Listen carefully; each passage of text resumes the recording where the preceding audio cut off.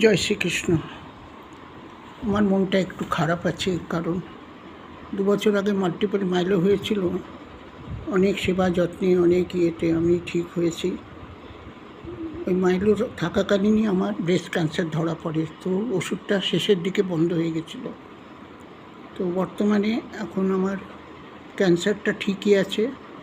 তো মাল্টিপল মাইলোর জন্য ডাক্তারের কাছে যাওয়াতে আবার ব্লাড টেস্ট হলো, তাতে ধরা গেল যে আবার নাকি ওই মাইলোটা আসছে।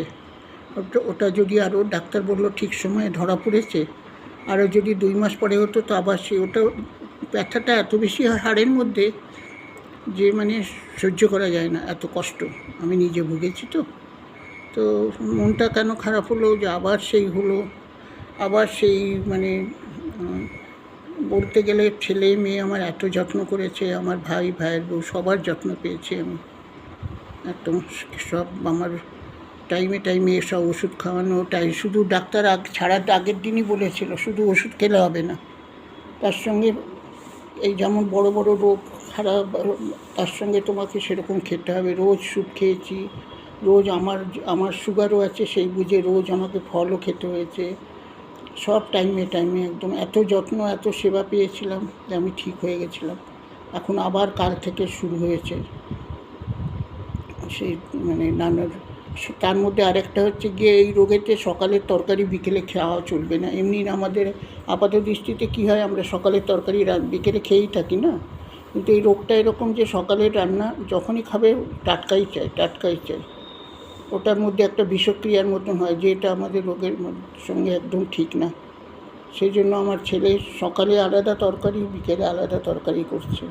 রান্নার মেয়েটা নেই এখন, কেন কি সে অনেক ঘটনা ছেলে বলে দিয়েছে, আর আমি রাখবো না, যে রেখেও এত টাকা দিয়েও অনেক প্রবলেমের সম্মুখীন হতে হয়।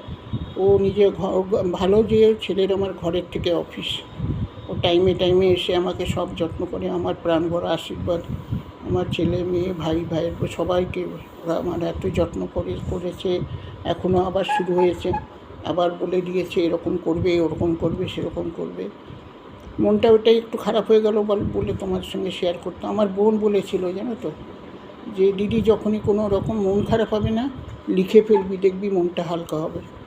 তখন তো লিখতে গেলে তো হাতই কাঁপে, কী লিখবো, বাংলায় লিখবো কি হিন্দিতে লিখবো। আমরা এদিকে মহারাষ্ট্রের এদিকে বেশি হচ্ছে, আমরা হিন্দি বেশি পারি, তো হিন্দিতে লিখবো কি বাংলায় লিখবো বুঝতেই পারি না, হাতই কাঁপতে থাকে। কখনো মনে হয় যে আরে এটা কী হবে, বাংলার এই অক্ষরটা কেমন, এরকম মনে হয়, কী যে হয়ে গেছে, সব একটু গোলমালি হচ্ছে মনে হয় ভেতরে। যাই হোক, যখন পারবো তো একটুখানি এসে তোমাদের সঙ্গে কথা বলবো, ঠিক আছে? রাখছি এখন। জয় শ্রীকৃষ্ণ।